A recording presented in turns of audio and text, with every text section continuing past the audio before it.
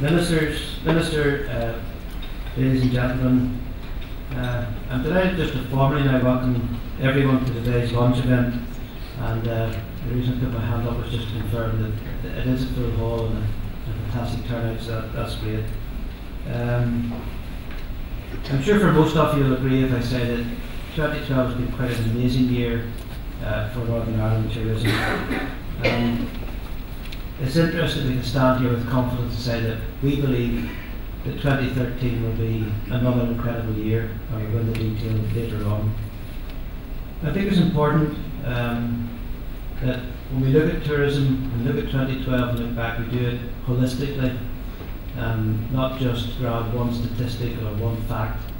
And if you look at it holistically, it's quite incredible.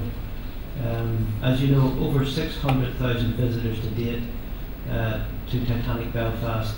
Over 60% of those are out of state. Since the new visitor centre was opened up at the Causeway, over 300,000 people have passed through. I note the increased levels of confidence. I sat at meetings when it was first mooted that we could host the Irish Open. There was some concern, were we ready for it, were we up to the challenge? 130,000 people took part, turned up and seen everything we have in Northern Ireland at its best. And our golfers just keep on running, so congratulations to Ray McDowell at the weekend and bringing an incredible year to an end. And I could go on, I could talk about hotel occupancy here in Belfast, record number of cruise ships calling into our ports. And I'm convinced that whenever the final official statistics and surveys are complete, it will reflect what most people in this room already know, that 2012 has been an incredible year. However, we do have to acknowledge that it is a tough market. Key markets like Great Britain are facing major economic challenges. And so we also recognise that it has not been a record year for everyone within the industry. Sorry. So with that, rather than sit back and reflect on an incredible year, it really convinces us that we really have to redouble our efforts and work increasingly hard to make sure that in 2013 an even wider number of people within the industry look back and can see the tide has turned and results go in a positive direction. Now we in Tourism Ireland, we worked very much behind the scenes. I spent a lot of time with our colleagues in the Northern Ireland Tourist Board. We've spent more time with the industry here in Northern Ireland than we've ever done. And I think there's an onus on us to make sure that whatever we do, we have an agreed strategy and we move forward in a cooperative way to make sure we maximise the potential from this growing sector that we all are part of. The Tourism Recovery Task Force have produced an excellent report, so it behoves us now to look at that report, to learn the lessons and to build it into our plans for 2013 and beyond. And I just want on behalf of Tourism Ireland to acknowledge the incredible work that everyone involved in the Recovery Task Force put into that excellent document. I'd also like to acknowledge here, given the audience, that it has been a record year and more people from the industry have worked alongside Tourism Ireland at our events in 2012 than any previous year, and we want to thank you for your time and commitment to bring these events to life and to have real people out in the various countries telling their story, and it's been quite incredible. So I'm going to leave it to our Chief Executive, Niall Gibbons, to outline the ambitious plans that we have for 2013. And when you think of 2013, let's not forget that we bring some of the legacy of 2012 with us. We still have Titanic Belfast. They are forecasting spectacular numbers again for 2013. We still have the fantastic visitor centre to complement what we have at the Giant's Causeway. And then add to that the UK City of Culture, the World Police and Fire Games, the G8 Summit, which I believe is coming to somewhere in Northern Ireland, Minister. So with all of that, I think we can move forward with renewed confidence and look forward to an exciting year. So the G8 Summit brings me nicely to my final point, and that's just to acknowledge the leadership and commitment of you, Minister Foster. In the last year I've become a frequent flyer up to Netherley. The flight time's about 5 minutes from my office, so that makes it a bit easier, but there's been an incredible amount of work behind the scenes with the Minister, with your officials, and with everyone in this room, and we want to acknowledge that. So I look forward to continuing to work with you, Minister, as we set ambitious goals and we try to, within this exciting sector, achieve results that are going to take us back to the levels that we once enjoyed. I look forward to continuing to work with everyone in the room, and so looking forward to 2013, I'd like to invite our Minister to address us.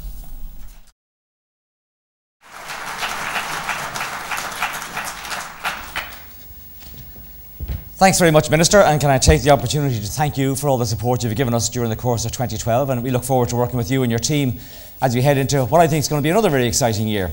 Because from my perspective, the glass isn't just half full, it's overflowing. And I think 2012 has been a spectacular promoting Northern Ireland across the world, and we look forward to another great year to come. And before I talk about 2013 and our marketing approach, I have a very short video which will just set out some of the promotions. It's only a taster of what's been going on to promote NI 2012 across the world. Good evening and welcome to Belfast. Northern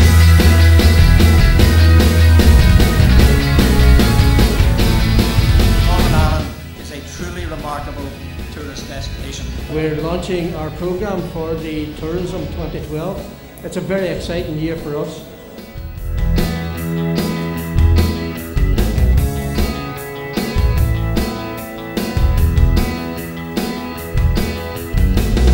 This is my first year doing it, and I can just see the benefit. £97 million Titanic Belfast experience recreates the world of 1912. Think that 100 years ago, the Titanic was in a dock over there. Here in New York Harbor, that the HMS Titanic was to have arrived on her maiden voyage in April of 1912. Of course, she never made it. The unthinkable happened to the unsinkable ship. All of that has conjured up such huge interest in Titanic, in Belfast.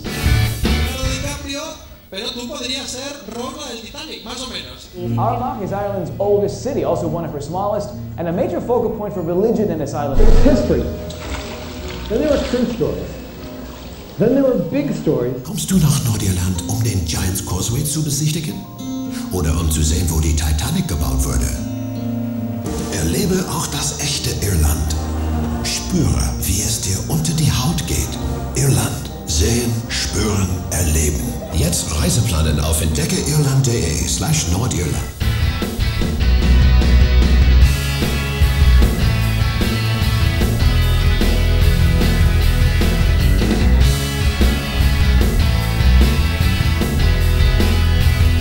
We head to Fermanagh and the world-class resort of Lochar. Then we head up to Royal Portrush on the Antrim coast. And what Irish tour would be complete without a visit to the legendary Royal County Down? The friendliest, most beautiful place on earth as far as I'm concerned.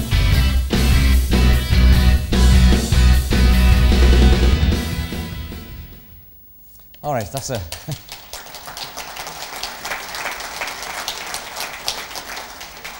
I was going to say, if that doesn't make you feel good, I'm in big trouble.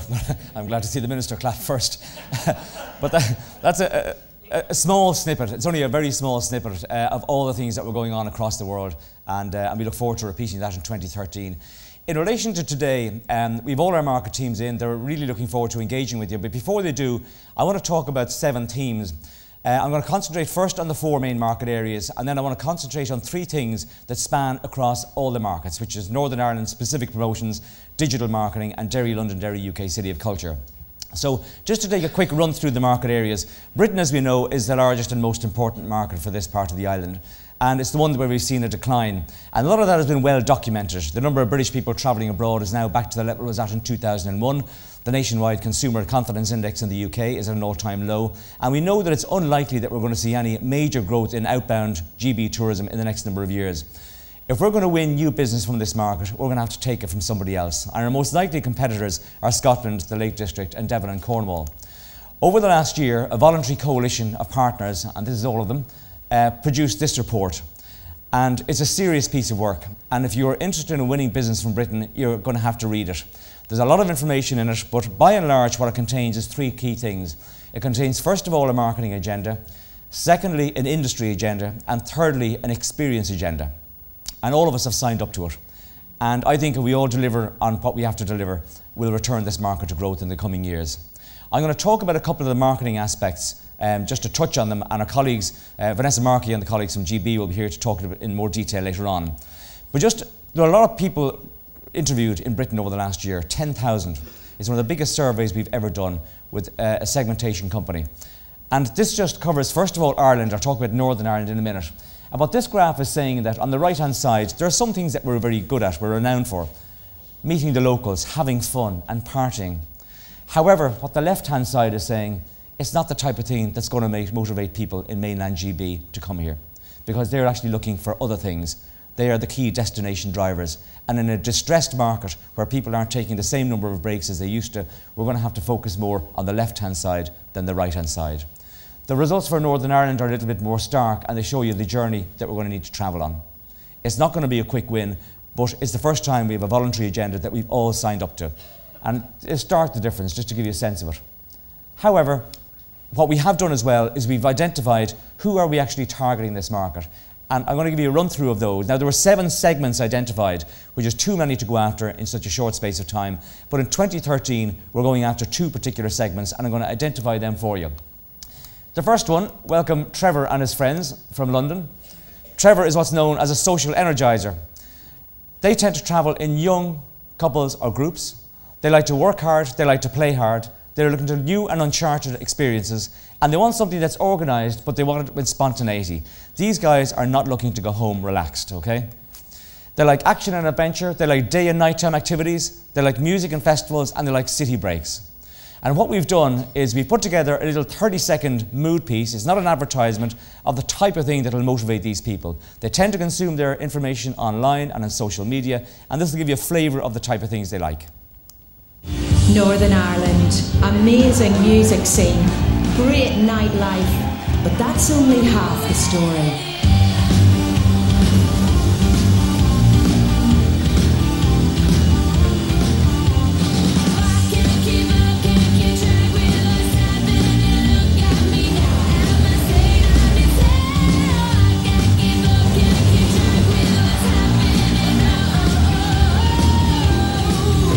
Northern Ireland, great music, great nightlife, great lots of other stuff.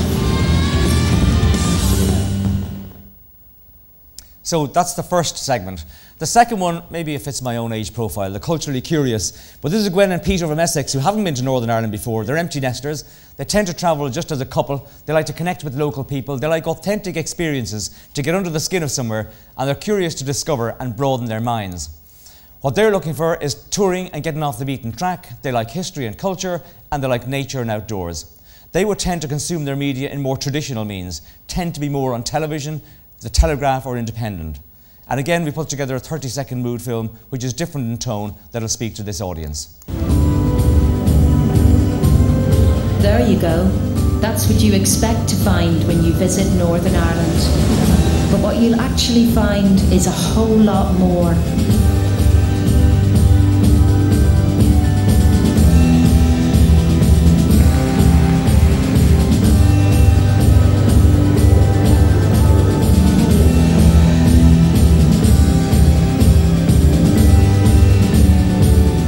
Northern Ireland. Discover our stories, leave with a whole lot of your own.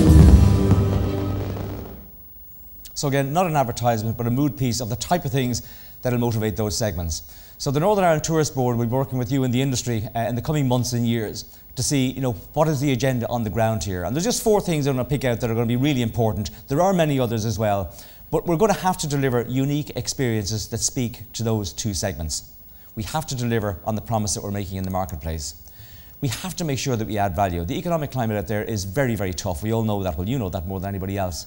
and it's very tough in Britain as well, and the outbound market is unlikely to recover in the coming years. So we have to make sure that they go home feeling really special and that they go home telling their friends about it as well. You've got to be in social media, and I'm going to talk about that in more detail later on, but you must be out there on the Facebooks and the Twitters, and my colleague Brian Hart will be here to talk to you about that later on. And word of mouth is particularly important as well. If you're going to win business from these regions, we're going to have to outscore them on TripAdvisor customer reviews. So how are your reviews on TripAdvisor versus those that they're getting in Scotland, the Lake District and Cornwall? So just a few questions for you to ponder. The prize is very big from this market. It's our most important one, and given the geographical proximity, it's going to be the most important one for a long, long time to come. So that's just a summary in relation to Great Britain. Again, the report is there. It's on our website on tourismireland.com, and it's really important that you look at that if you're keen to develop business from this market. North America is incredibly important as well. And over the last year as well, we worked with a coalition of interests to produce a USA review. The Northern Ireland Hotels Federation, Aer Lingus and others, Make Ireland Jump Out. We're looking to grow this market by about 20% over the next 3 years. It's actually almost at its peak level, believe it or not. There's been very strong recovery from North America over the last couple of years. This particular review just focuses on the USA aspect of it. And again, I'm going to take you through some of the marketing highlights so you know who we're targeting. From a segmentation perspective, there are 3 segments that we're going to be targeting in the coming years. This is Robert and Monica from Chicago. Haven't been here before. They're a well-educated couple. They're affluent. They're pre, or in this case, post-children. They like to holiday with lots of cultural options. They're active sightseers, and they're looking for a unique character of a place. They like culture and heritage, they like the gentle outdoor activities, and they like to do it at their own pace. The type of things that might appeal: Musselman Temple, C.S. Lewis tour, a trip to Dunluce Castle. That's the type of thing that will appeal to that type of customer. The next group, Bobby and Jan from North Carolina, where there's direct access now into Dublin. They're 55 plus, they're affluent, they tend to travel as a couple, they know what they want to do and when they want to do it, they'll have an appetite for learning and a deep sense of history in the place. They like good accommodation and facilities, they like culture and heritage, they like nature and outdoors, and they like easy and accessible destinations. The type of thing that will appeal to these people will be a trip to the Giant's Causeway, to the new centre, a visit to Titanic Belfast, 5-star accommodation and fine dining. The third and newest segment that we're going to be targeting are the young independents. Welcome Zach and Kirsten from the tri-state area, New York, New Jersey, Connecticut. They're young professionals, they travel in couples or groups, they've got time and money on their hands, they are very web savvy, they're open to shorter breaks and out of season travel, and they're last minute bookers. Okay? They're the 3 segments that we're going to be looking at in the coming years in North America, and we've got very strong segments in each of those. Sorry, these ones are authentic and new experiences. They're looking for something culturally rich but fun, socialising with new people, and they like to be busy and active. Again, not looking to go home relaxed. The type of experiences, my little button is stuck here, that they may be interested in: a walk in the Mourns, a trip to the OEA Centre here in Belfast. They might take in some sort of soft adventure activity, bit of surfing on the North Coast. So we need to be developing experiences relevant to those 3 segments. And again, if you want to win business from North America, my colleague Joe Byrne and his team are here, and it's important that you get your hands on that report, which is again on our website. 2 other things that we'll be doing over the course of the coming years as well is looking to extend the season. The summer season is already very busy from the United States, and we're going to look to develop, along with the carriers and tour operators, a city-based proposition that speaks particularly to those young independents in the tri-state area where we've got direct access. The second thing we'll do is, given that the North Americans, generally speaking, have less holidays than Europeans, we're going to look to develop a 6-day proposition along with carriers and tour operators as well that will speak to those segments as well, to develop that business at the shoulder season. Direct air access, as the Minister said, is absolutely vital. Now, there's a number of carriers that already serve the island of Ireland quite well, and we're thrilled that the APD is going, and we do a lot of cooperative marketing with all the carriers, and we do a lot of work with United as well on that New York service, and we'll be continuing to do that through the course of 2013. It's important that you bear in mind as well that there are an awful lot of people who come on holidays from the North American market and United States that travel via the Republic of Ireland. And there's been some significant gains in relation to air access capacity. There's 20% additional seats at the peak coming into the Republic of Ireland next summer, and you should be aware of that, and you should be on the case if you want to win business from this market. I believe there's actually business to be won, and I was delighted to see that a large delegation of hoteliers from Northern Ireland visited our New York office only a couple of weeks ago. There were over 20 hoteliers, so a lot of business there to be won that's coming into the Republic for Northern Ireland next year. Mainland Europe is again in our sights. I should have finished off in North America by talking about Canada. It's a very important market for here. We used to have 3 carriers, we've now have none, and from a strategic perspective, we'll be doing everything we can to work with airports and airlines to develop direct air connectivity with Canada in the coming years. Mainland Europe is the one, again, where our strategic approach here is to develop direct air access into Northern Ireland. In the meantime, while we don't have it, it's important to bear in mind that we do have strategies that set out segments in relation to Germany and France. My colleague Finola O'Mahony is here with all our European team today. Germany and France deliver about 400,000 visitors to the island of Ireland each. And in addition to that, there's a secondary tier of markets as well, Scandinavia, Benelux, Austria, Switzerland, Spain and Italy, that despite the economic climate are all performing reasonably well. We're expecting to see an increase in the number of visitors from European markets, and it's important that you capitalise on that, and our colleagues are here to talk to you about that today. But obviously from a more medium to long-term perspective, direct air connectivity into some of those markets is a strategic priority for us. Last but by no means least, in terms of the market areas, Australia and developing markets, while it accounts for a small number of visitors, these people stay longest and they spend. They stay on average 12 days long, and they travel the regions, they hire cars, and they're great for Northern Ireland too. It's one of your most important holiday groups, and the visitor numbers to Titanic Belfast from Australia have been really, really good. Now we're delighted that there's 17 flights a week coming directly into Dublin from the Middle East, and that gives great connectivity. It opens up 10 gateways in India, 4 in China, 4 places in Australia, only 1 stop away now, and 1 in New Zealand. In addition to that, we've got British Airways now flying directly into Belfast City, and we have a cooperative campaign with British Airways going on as we speak, and that opens everything up into their global alliance as well, and we look forward to working with them. I was delighted to see that we had some really good participation by Northern Ireland participants in platforms overseas. We had Derry down in Australia, the Minister out in China, along with Titanic and Bushmills, and that's all really good because this long-haul business depends on developing relationships. In addition to that, there's talks going on between the UK and Irish authorities on the prospect of a combined UK and Ireland visa. I welcome the day when that will happen. It may be a few years off, but just for example, there's 24 tour operators in China at the moment. These people only programmed mainland GB up to now, but we've been able to work with them now to program the UK and Ireland. And one of the most popular tours that one of them has is a 9-day tour, starts in London, goes up to the north of England, comes to Titanic Belfast and down to Dublin. So that's 24 tour operators in China alone. And that's good business, and I think it's something we're going to see more of in the years to come. Very good prospects from the medium to long term. So that's a real gallop around the markets, and Jim Paul and my colleagues are there from Australian developing markets and indeed from across the globe to connect with you today to see how can we win business next year. There's 3 things that I just want to touch on that span all our markets, because people sometimes ask, well, what are you doing specifically to promote Northern Ireland? And I want to talk about some of the big projects that are going on. It's not possible to cover every small thing, but I'm going to cover the really important ones. As I said, air access is absolutely vital, and we've seen a decline in that across the globe over the last number of years. It's important that we work with airports and carriers to maximise the inbound leg on every single plane and every single ship that comes in to Northern Ireland, and we'll continue to do that through the course of 2013. I was delighted at the start of this year when we engaged in a £1 million campaign that the carriers stepped up to the mark and put £1 million on the table as well, and that gave us a £2 million campaign. They gave us an opportunity to market directly with the capacity, with a story, and sometimes with a price. They're just some examples of the advertisements. But obviously you're going to work strategically as well in route development as well, in building the case for more direct, competitive and convenient access as well. Business tourism is extremely important. I saw a note that went out yesterday, or a press release, on the number of conferences that came to Belfast and what that delivered. And they spend about 4 times more than a leisure visitor. And I'm hopeful that Belfast will get new infrastructure in the coming years, and we need to go on the road very early to promote that, because conferences have a lead-in time of about 4 years. So we hope to be on the road in 2013, selling Belfast as a conference destination. I'm delighted that coming to Derry in February, David Boyce, my colleague in London, secured the Association of British Professional Conference Organisers, and that's a major coup for Derry for 2013. God, what more do I have to say about golf? It's all been said already. We are so lucky in this part of the world, not just to have great courses, but personalities that do a brilliant job as ambassadors around the world. This time last year, the Irish Open wasn't even on the map for Portrush, and I think congratulations to everybody that was a part of that. It was a spectacular success. The feedback from around the world, I know it created a great sense of civic pride here, which is very important, but that did resonate everywhere. We have an amazing feedback from around the world in relation to the hosting of the event and how well it went, the personality of the golfers around the courses and the type of things that they said. And one of the things that we did was we brought in, you all know Peter Allis.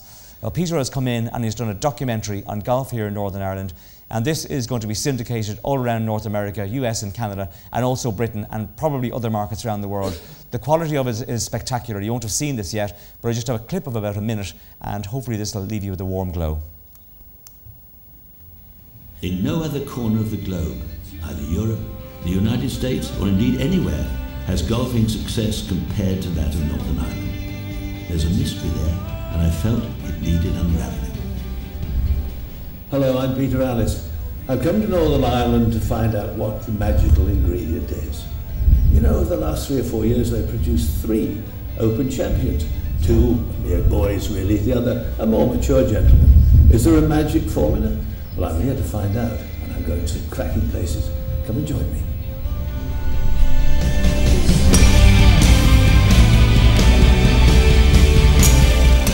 Obviously got a lot of people very excited, and you know it's shaping up to be a great week. It's just as good a test to links golf as you play anywhere in the world. I mean, people are proud of this golf course, they're proud of this part of the world, and you know, they're coming out in their masses to really welcome you know, a great European tour. You know, with all the spectators and the figures that are due to come through the gates, it'll be a wonderful event. It brings back so many good memories, and you know, you can feed off that. You know, any Irish player would be very proud to have the Irish Open on CV. Get the business head screwed on from the word go, because if I don't, it'd be very easy just to enjoy the crack. Clearly Northern Ireland has been doing so much right. It's the envy of the golfing world for its phenomenal successes in the game. These didn't just happen by chance, so perhaps we found at least some of the answers for which I came looking. If they could only bottle it.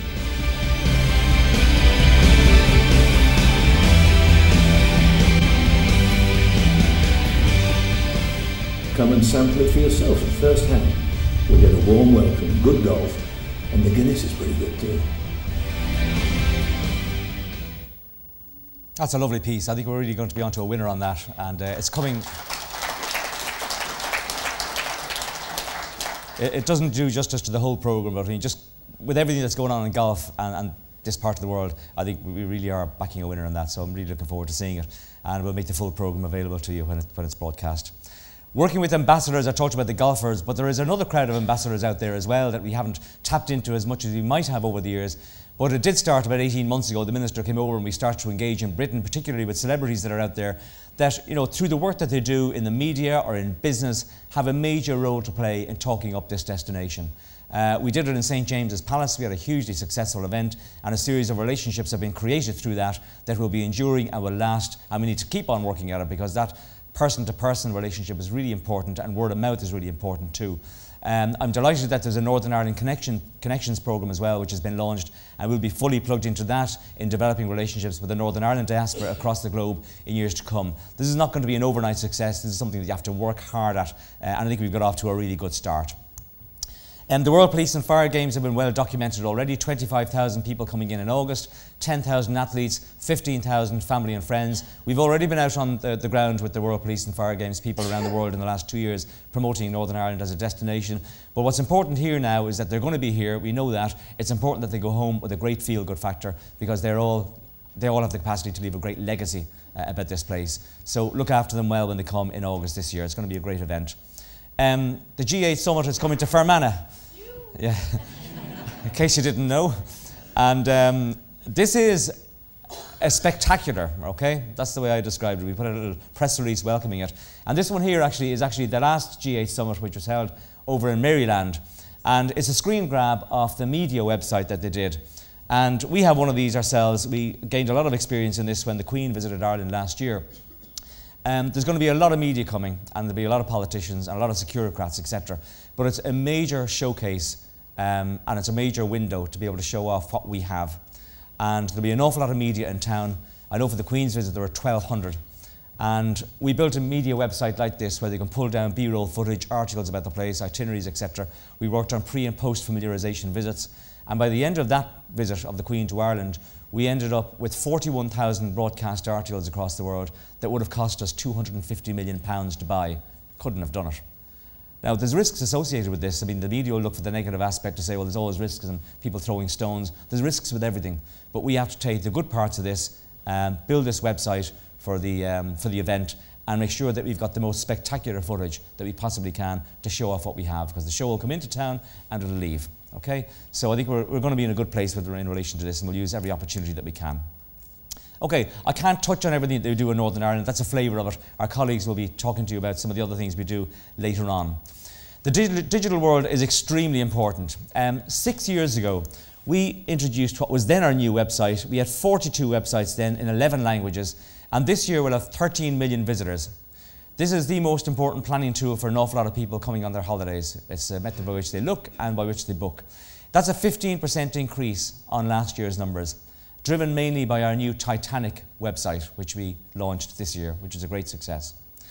In addition to that, this website 6 years ago was built at a time when there was no Facebook, no Twitter, no YouTube, no LinkedIn. It was also built at a time when we didn't have iPhones, tablets, Samsung Galaxies, all that sort of stuff. So there's been an explosion in new digital devices. There's been an explosion in the way people are looking and booking online. Just to take social media as an example, in Facebook now, we're the second largest tourism organisation in the world. We've got 1.1 million fans. We know who they are, we know where they live, we know what they like. We know, for example, that they have an average of 220 friends each. And it means that we're one click away from an audience of 220 million people. So you think about those social energizers I was talking about earlier on, there's an awful lot of them in there. And it's a very good way of setting out a very positive message. And it's a space that you need to be involved in. And my colleague Brian Hart will be talking in more detail about that later on, but this is the new world, and we're a part of it in a big way, and we want to be part of the platform that we're involved in too. In addition to that, we've been investing in our new digital website over the last number of, over a year. And this is a complete revamp from where we were before. And this is the front page, okay? Looks pretty snazzy, looks spectacular actually. And what we've done here, there's a few key things we've done. First of all, we've gone for stunning imagery. There are about 1,700 images like this, and we've narrowed down the front page as well, so people get a really great sense of what the place looks like. Reduce the number of buttons on the front page. This is fully integrated with social media as well. And in addition to that, through the course of 2013, every page will have a bookable option. So this is designed not just for people to look, but also to get them to book. Now, I'm not going to talk any more about it because Brian Hart will cover it later on. I have a very short video, about a minute, that'll give you a flavour of what the site looks like and what it can do.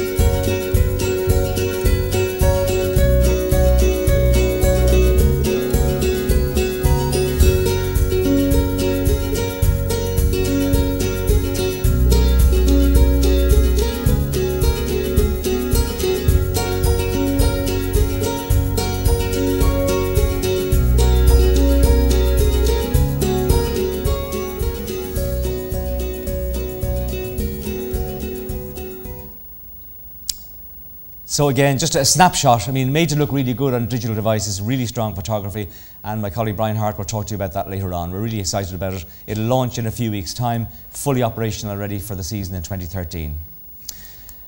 The highlight next year really has to be the City of Culture. I got a copy of the programme a couple of months ago, and I have to say I was bowled over by the collection of things that there are to see and do in it. If you don't have it, you've got to get it and have a read of it.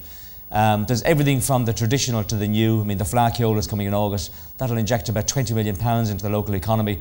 And then there are things like the Turner Prize, which I don't think it's ever been outside London before, coming in the latter quarter of 2013, the Royal Ballet in the first quarter of 2013, I mean, these are things, again, that typically money can't buy.